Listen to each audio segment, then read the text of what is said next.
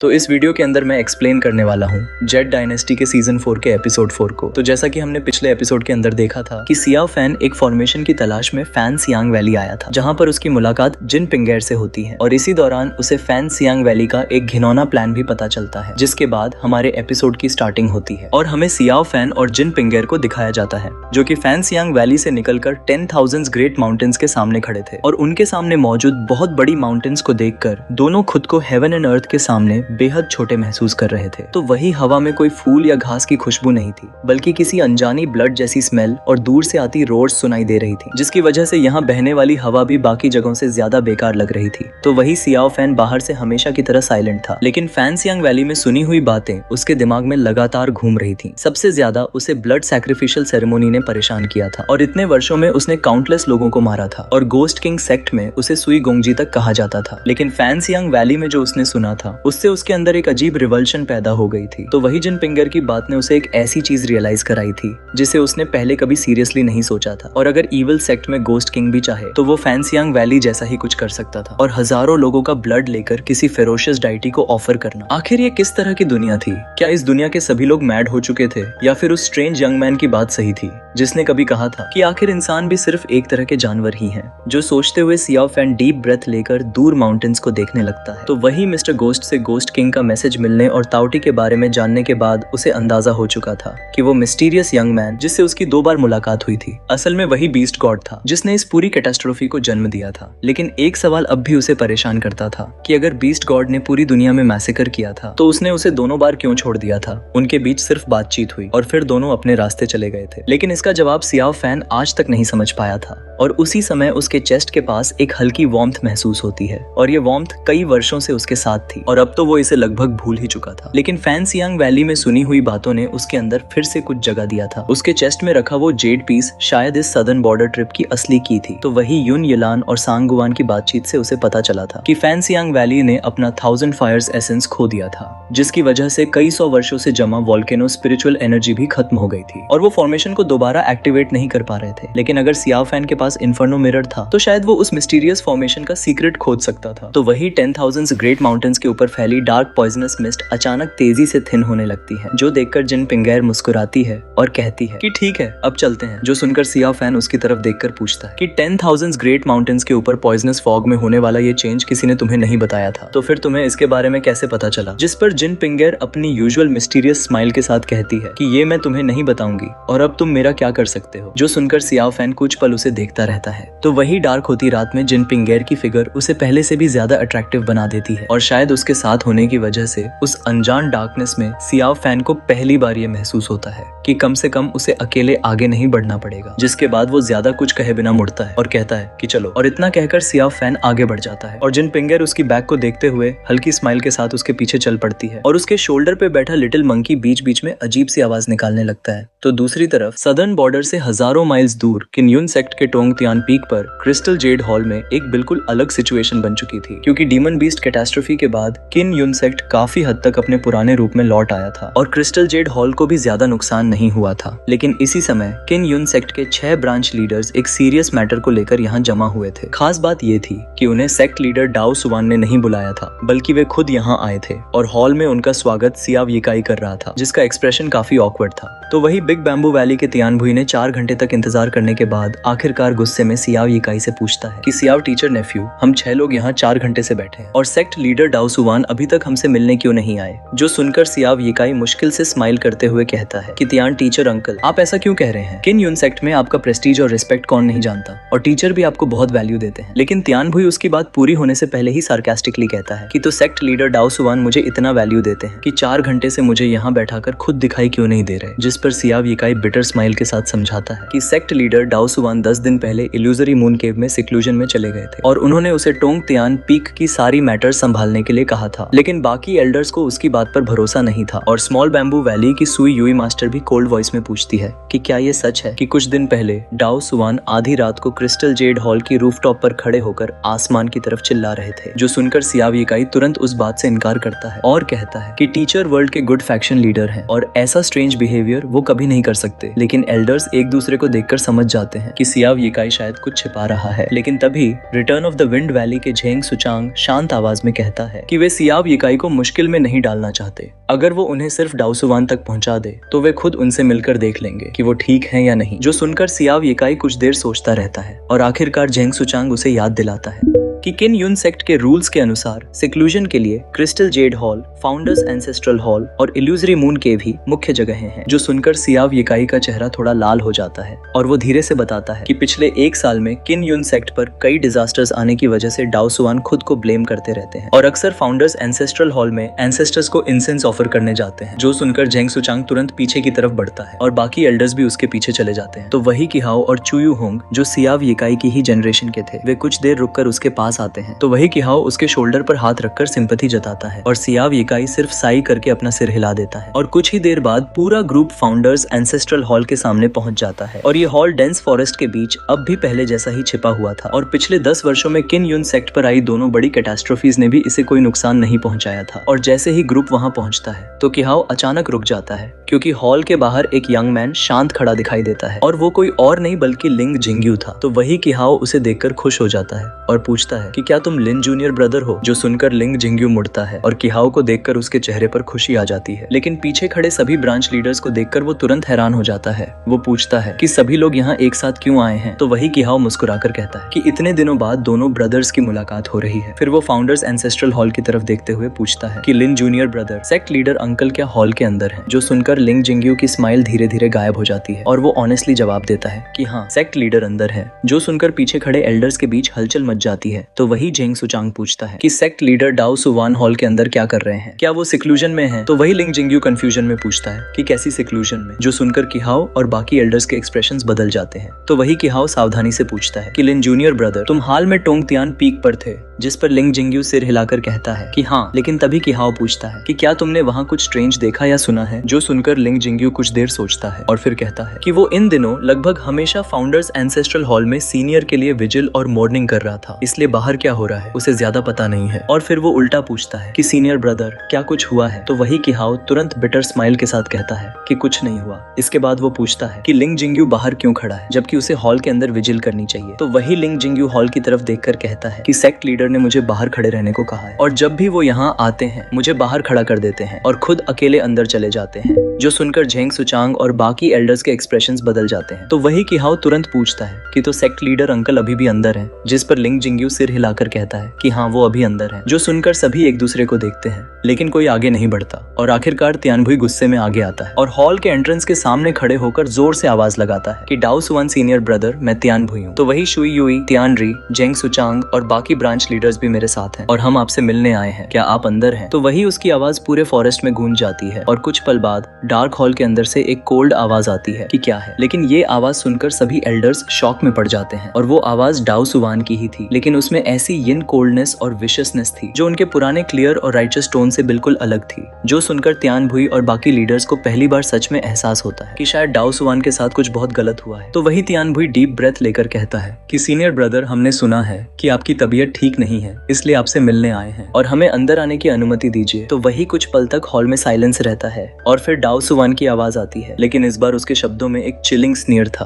और वो कहता है कि मुझसे मिलने आए हो, क्या 6 ब्रांच लीडर्स को एक साथ आना जरूरी था। और मुझे लगता है तुम सभी मुझे सेक्ट लीडर की पोजीशन से हटाने की तैयारी कर रहे हो और मेरी जगह पर नजर रखे हुए हो। जो सुनकर पूरा ग्रुप जैसे बिजली गिरने से शॉक हो जाता है, यहाँ तक कि तियानभुई भी एक कदम पीछे हट जाता है। तो वही जेंग सुचांग तुरंत आगे बढ़कर कहता है कि सेक्ट लीडर सीनियर ब्रदर, आप ऐसा क्यों कह रहे हैं। हम आपके जूनियर ब्रदर्स और सिस्टर्स हैं और हजारों सालों से हमारे मन में कभी ऐसी बात नहीं आई। हम सिर्फ आपकी हेल्थ को लेकर कंसर्न है और हमारा कोई अल्टीरियर मोटिव नहीं है। लेकिन डाओसुवान की आवाज और ज्यादा कोल्ड हो जाती है और वो सीधे जेंग सुचांग का नाम लेकर कहता है कि जेंग सुचांग, 6 लीडर्स में सबसे ज्यादा स्कीमिंग तुम ही हो। जिस दिन तुम्हें लॉन्ग शो वैली के कांग सॉन्ग पर शक हो गया था तब भी तुम चुप रहे। क्या तुम्हें लगता है कि मुझे ये पता नहीं था। जो सुनकर जेंग सुचांग का चेहरा पूरी तरह बदल जाता है और बाकी सभी एल्डर्स भी शॉक में उसकी तरफ देखने लगते हैं। तो वही सुई युई मास्टर कुछ देर तक उसे देखती रहती है और फिर पूछती है कि क्या ये सच है। जिस पर जेंग सुचांग बिटर स्माइल के साथ सिर हिलाता है और कहता है कि ये बात मैं कहां से शुरू करूं। लेकिन तभी हॉल के अंदर मौजूद डिम कैंडल्स अचानक तेज जल उठती हैं और डार्कनेस में कुछ ऐसा महसूस होता है जैसे कोई स्ट्रेंज क्रीचर जोर से हाउल कर रहा हो। और उसी समय डाओसुवान की आवाज आती है, लेकिन इस बार उसका निशाना जेंग सुचांग नहीं बल्कि सुई युई मास्टर होती है और वो कोल्ड और ऑलमोस्ट हिस्टेरिकल टोन में कहता है कि सुई युई, तुम किस बात का दिखावा कर रही हो। क्या तुम्हें लगता है कि तुम्हारा ये अलूफ और राइचस चेहरा तुम्हें सच में निर्दोष बेहोश बना देता है और फिर उसकी आवाज और ज्यादा स्ट्रेंज और होर्स हो जाती है और वो कहता है कि जब वॉन जिंगई को फाउंडर्स एंसेस्ट्रल हॉल में रखकर पूरी जिंदगी ग्राउंड साफ करने के लिए मजबूर किया गया था और आखिरकार वो ईविल सेक्ट के हाथों मर गया था, तो इसकी शुरुआत तुम्हारी वजह से हुई थी और ये सब तुम्हारी वजह से हुआ था। जो सुनकर सुई यूई मास्टर के चेहरे का रंग उड़ जाता है और बाकी सभी लोग भी शॉक में उसे देखने लगते हैं। लेकिन इन कुछ वर्ड्स का सबसे बड़ा असर सुई यूई पर होता है और उसकी बॉडी कांपने लगती है और उसकी आंखों में अचानक ऐसी बर्निंग लाइट दिखाई देती है जो पहले कभी नहीं दिखी थी और वो खुद को रोक नहीं पाती और हॉल की तरफ बढ़ते हुए कांपती आवाज में पूछती है कि तुमने क्या कहा? क्या तुम ये कह रहे हो कि वन सीनियर ब्रदर वो अभी भी जिंदा है? जो सुनकर पूरा ग्रुप एकदम अलर्ट हो जाता है और सभी लोग हॉल के अंदर से जवाब पाने के लिए सवाल करने लगते हैं। लेकिन डार्कनेस के अंदर डाउ सुआन हंसने लगता है। तो दूसरी तरफ सदर्न बॉर्डर के 10,000 ग्रेट माउंटेन्स में एंटर करते ही सियाओ फैन को ऐसा महसूस होता है जैसे वो किसी बिल्कुल प्रिमिटिव विल्डरनेस में आ गया हो। लेकिन ईविल सेक्ट जिस विल्डरनेस की बात करता है वो डिवाइन लैंड के एक्सट्रीम नॉर्थ वेस्ट में फैला हुआ बैरन डेजर्ट था, जबकि 10,000 ग्रेट माउंटेन्स उसके बिल्कुल उलट था। यहाँ हर तरफ डेंस फॉरेस्ट, घनी वेजिटेशन और अनगिनत पॉइजनस क्रीचर्स मौजूद थे और पेड़ों और झाड़ियों के पीछे छिपे प्रेडेटर्स की आंखें ऐसा एहसास कराती थीं जैसे वो किसी भी समय अटैक करने का इंतजार कर रहे हों। तो वही सियाओ फैन और जिन पिंगेर जैसे लोगों के लिए ये पॉइजनस क्रीचर्स ज्यादा बड़ा खतरा नहीं थे, लेकिन यहाँ का एनवायरनमेंट लगातार परेशानी पैदा कर रहा था और फॉरेस्ट के ऊपर स्ट्रेंज डार्क मायाज़मा फॉग फैली रहती थी और उन्हें हर समय रेस्ट की जरूरत भी पड़ती थी। लेकिन कुछ दिनों बाद लिटिल मंकी भी इस लगातार परेशानी से रेस्टलेस होने लगता है और 10,000 ग्रेट माउंटेन्स का वेदर भी सेंट्रल प्लेन्स से बिल्कुल अलग था। यहाँ बारिश और स्टॉर्म्स का कोई फिक्स्ड पैटर्न नहीं था। कभी आसमान बिल्कुल साफ होता और अगले ही पल अचानक हेवी रेन शुरू हो जाती,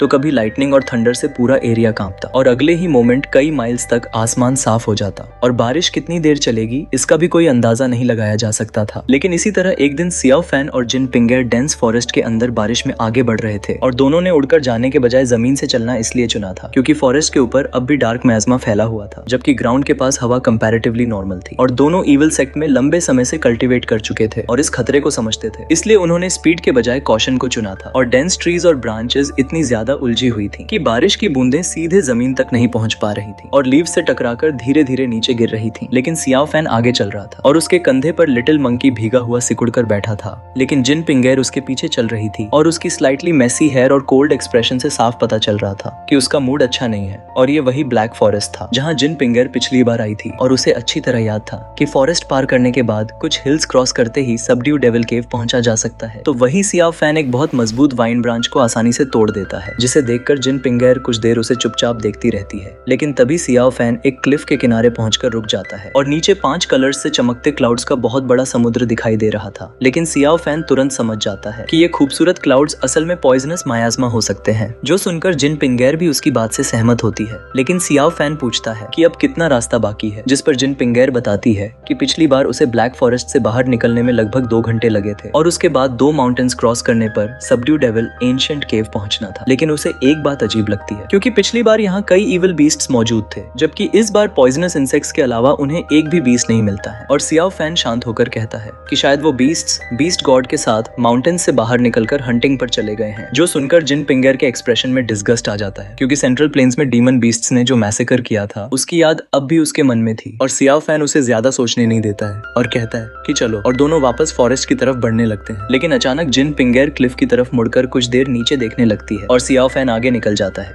और जब उसे पता चलता है कि जिन पिंगेर पीछे रह गई है तो वो उसे आवाज लगाता है, जो सुनकर जिन पिंगेर प्लेफुल अंदाज में मुस्कुराती है और कहती है कि क्या तुम्हें मेरी याद आने लगी है, जिस पर सियाओ फैन उसे एक कोल्ड ग्लांस देता है और बिना जवाब दिए आगे बढ़ जाता है। तो वही जिन पिंगेर भी मुस्कुराते हुए उसके पीछे चल पड़ती है। लेकिन फॉरेस्ट में प्रवेश करने से ठीक पहले वो अचानक अपना हाथ उठाती है और एक फ्लैश ऑफ लाइट दूर क्लिफ के एक हिडन गैप में जाकर एम्बेड हो जाता है और वो लाइट असल में किल द लिविंग नाइफ था। तो वही जिन पिंगेर बिना कुछ कहे उस नाइफ को वहीं छोड़ देती है और सियाओ फैन के पीछे चली जाती है। लेकिन कुछ ही देर में दोनों की फिगर्स डार्क फॉरेस्ट में गायब हो जाती है और एक बार फिर स्टॉर्म पूरे एरिया को घेर लेता है। लेकिन दूर 10,000 ग्रेट माउंटेन्स का आसमान भी ग्रे दिखाई देता है, जैसे कोई मिस्टीरियस गॉड या डीमन इस इनसिग्निफिकेंट मॉर्टल वर्ल्ड को डार्कनेस से देख रहा हो। लेकिन इसी बीच सदर्न बॉर्डर के 10,000 ग्रेट माउंटेन्स के बाहर भी सिचुएशन तेजी से बदल रही थी और गुड फैक्शन के डिसाइपल्स सदर्न बॉर्डर पहुंच रहे थे और उनकी संख्या बढ़ने के साथ यहाँ बचे डीमंस भी तेजी से कम होने लगे थे। लेकिन इतनी बड़ी संख्या में सेंट्रल प्लेन्स के कल्टीवेटर्स का सदर्न बॉर्डर में एक साथ आना पहले कभी नहीं हुआ था और लोकल 5 ट्राइब्स के लोग इन आउटसाइडर्स को दूर से रिस्पेक्ट और कॉशन के साथ देखते थे। लेकिन गुड फैक्शन डिसाइपल्स के बीच खुद एक अजीब टेंशन थी और अलग अलग सेक्ट के लोग आमतौर पर एक दूसरे से दूरी बनाए रखते थे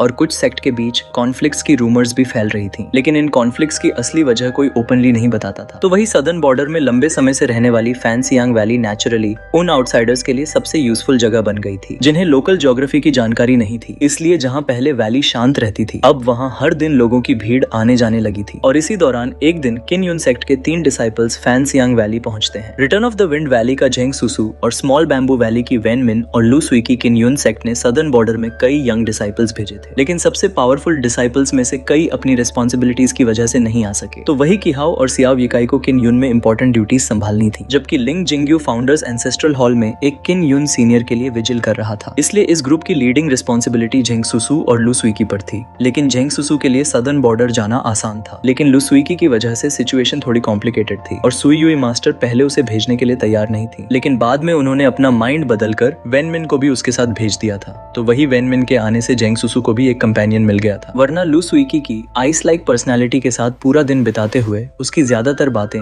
खुद से ही होती और सदर्न बॉर्डर के रास्ते में जेंग सुसु और वेन मिन अच्छी तरह घुल मिल जाते हैं और जेंग सुसु इंसिस्ट करता है कि गुड फैक्शन सेक्ट होने के नाते उन्हें फैन सियांग वैली जाकर रिस्पेक्ट देना चाहिए। लेकिन लू सुईकी को इसकी जरूरत नहीं लगती थी, क्योंकि वो पहले भी सदर्न बॉर्डर आ चुकी थी और उसे रास्तों की जानकारी थी। लेकिन जेंग सुसु और वेन मिन समझते थे कि लू सुईकी के मन में फैन सियांग वैली को लेकर अभी भी एक गांठ है। और आखिरकार किन युनटोंग तियान पीक के क्रिस्टल जेड हॉल में लू सुईकी ने फैन सियांग वैली के लीडर युन यिलान के फेवरेट डिसाइपल ली सुन के मैरिज प्रपोजल को पब्लिकली रिजेक्ट किया था, जिससे युन यिलान और डाओ सुवान दोनों की काफी ह्यूमिलिएशन हुई थी। इसलिए लू सुईकी नेचुरली फैन सियांग वैली से दूर रहना चाहती थी, लेकिन काफी डिस्कशन के बाद वेन मिन उसे कन्विंस कर लेती है कि एल्डर्स के सामने फॉर्मल अपीयरेंस देना जरूरी है। इसलिए आखिरकार लू सुईकी भी अग्री कर देती है। लेकिन फैन सियांग वैली के एंट्रेंस पर पहुंचते ही तीनों को डिसाइपल्स पहचान लेते हैं, खासकर लू सुईकी को। किन यून सेक्ट की यंग जनरेशन में उसकी फेम और ब्यूटी पहले से ही बहुत प्रसिद्ध थी, इसलिए फैन सियांग डिसाइपल्स उन्हें देखते ही स्वागत के लिए आगे आते हैं। और एक डिसाइपल मुस्कुराकर कहता है कि सीनियर सिस्टर लू का फैन सियांग वैली आना हमारे लिए ऑनर है और ये दोनों किन यून सेक्ट के सीनियर ब्रदर और सिस्टर होंगे। आइए अंदर चलिए। जो देखकर जेंग सुसु पीछे से वेन मिन को देखकर मजाक में टंग आउट करता है और जैसे कह रहा हो कि लू सुईकी की फेम इतनी ज्यादा है कि बाकी दोनों सिर्फ उसके कंपेनियंस बनकर रह गए हैं। हालांकि उसे इससे कोई परेशानी नहीं होती और वो रास्ते में फैन सियांग डिसाइपल्स के साथ हंसता मजाक करता हुआ जल्दी घुल मिल जाता है। और वेन मिन ये देखकर लू सुईकी से कहती है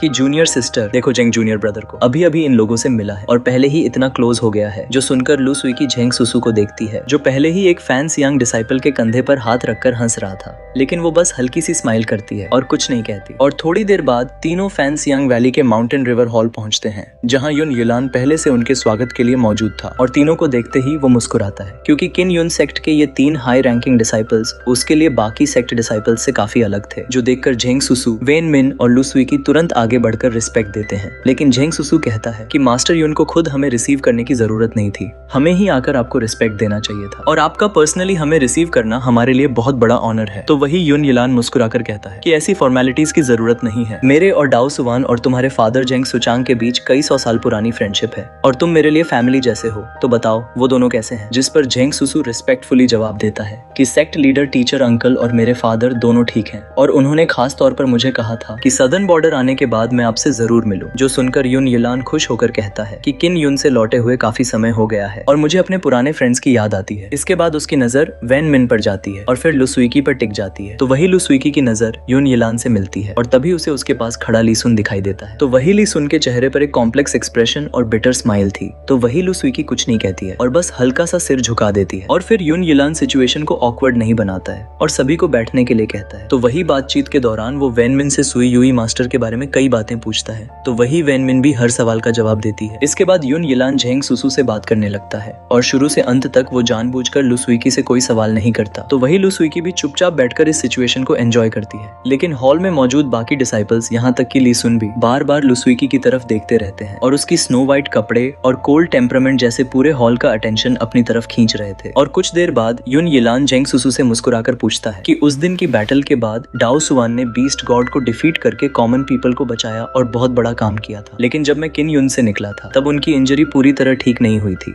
तो अब उनकी हेल्थ कैसी है? आखिर वो गुड फैक्शन के लीडर हैं और पूरी दुनिया उनकी रिस्पेक्ट करती है। जिस पर झेंग सुसु मुस्कुराकर जवाब देता है कि टीचर अंकल की कंसर्न के लिए धन्यवाद। सेक्ट लीडर टीचर अंकल अब ठीक है और अगर लोगों को कैटास्ट्रोफी से बचाया जा सके तो किन युन सेक्ट का थोड़ा सफरिंग करना कोई बड़ी बात नहीं है। जो सुनकर युन यिलान की स्माइल और ज्यादा काइंड हो जाती है और वो टी का कप उठाकर एक सिप लेता है और फिर अचानक जैसे उसे कोई बात याद आती है वैसे कैजुअली कहता है कि वैसे मैंने हाल ही में एक रूमर सुनी थी, अच्छा हुआ तुम यहाँ हो, मैं तुमसे डायरेक्टली पूछ सकता हूँ। जिस पर झेंग सुसु मुस्कुराकर कहता है कि टीचर अंकल पूछिए, मुझे जो पता होगा मैं सब बता दूंगा। जिस पर युन यिलान कुछ पल उसे देखता है और फिर धीमी आवाज में कहता है कि मैंने सुना है कि किन युन की उस बड़ी बैटल में डाओ सुवान ने बीस्ट गॉड को डिफीट करने के बाद एक और फाइट हुई थी और कहा जा रहा है कि उस फाइट के बाद में किन युन का सुप्रीम ट्रेजर जूसियन एंशिएंट सोर्ड टूटकर डैमेज हो गई थी। तो क्या ये बात सच है? लेकिन ये सुनते ही माउंटेन रिवर हॉल में अचानक पूरी तरह साइलेंस छा जाता है और जेंग सुसु, वेन मिन और लू सुई की एक साथ खड़े हो जाते हैं और तीनों के एक्सप्रेशंस बदल जाते हैं। तो वही हॉल में मौजूद फैन सियांग वैली के बाकी डिसाइपल्स और ली सुन भी शॉक में युन यिलान को देखने लगते हैं, लेकिन युन यिलान के चेहरे पर कोई बदलाव नहीं आता और वो बिल्कुल शांत होकर अपने टी कप से एक और सिप लेता है जैसे उसने कोई ऐसी बात पूछी ही ना हो। फिर वो तीनों किन युन डिसाइपल्स की तरफ देखकर हल्की स्माइल के साथ पूछता है कि तो बताओ क्या ये बात सच है? जिस पर माउंटेन रिवर हॉल में फिर से गहरा साइलेंस छा जाता है। लेकिन अब इसी के साथ यह एपिसोड यहीं पर खत्म हो जाता है। और हाँ भाई लोग, चैनल को सब्सक्राइब जरूर से कर देना।